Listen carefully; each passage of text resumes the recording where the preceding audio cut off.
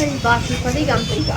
ஒருபுறம் தடை செய்யப்பட்ட பிளாஸ்டிக் பொருட்கள் பறிமுதல், மறுபுறம் அமோக விற்பனை. ஒரு கண்ணுக்கு சுண்ணாம்பு, ஒரு கண்ணுக்கு வெண்ணெய். அதிகாரிகளின் பாரபட்சம்.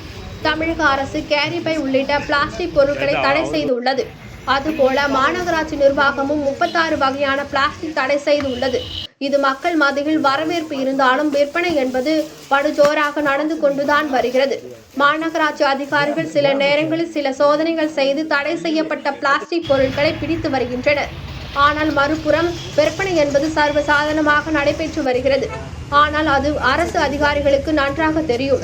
இந்த நிலையில் ஜெயராஜ் ரோட்டில் உள்ள CTN என்ற மொத்த விற்பனை கடைகள் மாநகராட்சி அதிகாரிகள் திடீர் சோதனை செய்து 500 கிலோ மதிப்புள்ள தடை செய்யப்பட்டுள்ள கேரி பை, பிளாஸ்டிக் கப் உள்ளிட்ட பிளாஸ்டிக் பொருட்களை பறிமுதல் செய்துள்ளனர்.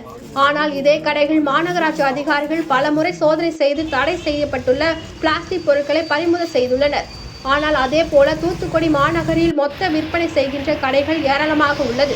அந்த கடைகளில் எல்லாம் சர்வசாதாரணமாக இன்று வரை விற்பனை நடைபெற்று கொண்டுதான் வருகிறது. குறிப்பாக மாநகராட்சி மைய அலுவலகத்தை சுற்றியுள்ள மொத்த விற்பனை கடைகளில் தமிழக அரசு மற்றும் மாநகராட்சி நிர்வாகம் தடை செய்த பிளாஸ்டிக் பொருட்கள் விற்பனை நடைபெற்று கொண்டுதான் இருக்கிறது.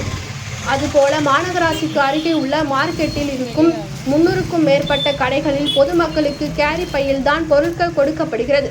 இது மாநகராட்சி அதிகாரிகளுக்கு தெரியாதா? ஏன் நடவடிக்கை எடுக்க தயக்கம்? மொத்தத்தில் மாநகராட்சி அதிகாரிகள் ஒரு கண்ணில் வெண்ணையும் ஒரு கண்ணில் சுண்ணாம்பும் வைத்து பார்த்து நடவடிக்கை எடுத்து வருகிறார்கள். சட்டம் என்பது அனைவருக்கும் சமம்தான். ஆனால் அதனை பாரபட்சம் இல்லாமல் மாநகராட்சி அதிகாரிகள் நடவடிக்கை எடுக்க வேண்டும் என்பதுதான் கோரிக்கையாகவே உள்ளது. சில மாதங்களாக தடை செய்யப்பட்ட கேரி பை பக்கில் ஓட்டைகள் இல்லாமல் இருந்தது. தற்போது கடந்த 15 நாட்களாக பக்கில் ஓட்டை முழுவதும் கேரி பை உள்ளது.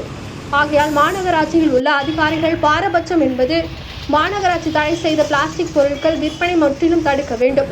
மாநகராட்சி மேயர் ஜெகன் பேப்பர் கவர் பயன்படுத்த வேண்டும் என்று தொடர்ந்து வலியுறுத்தி வந்தாலும் கேரி பை என்பது சர்வசாதாரணமாக விற்பனை நடைபெற்று கொண்டுதான் வருகிறது. நன்றி.